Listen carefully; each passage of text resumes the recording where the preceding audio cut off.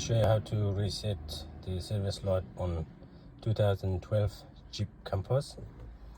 So you have to turn the ignition on position and then wait for a couple of seconds. That should tell you the engine oil required. That's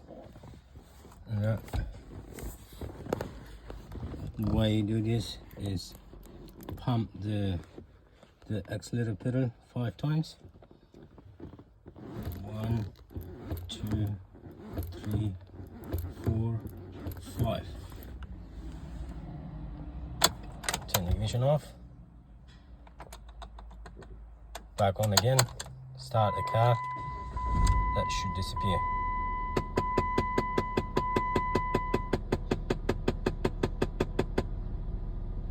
That's how you reset the service light on the JEEP Campass 2012. Thank you.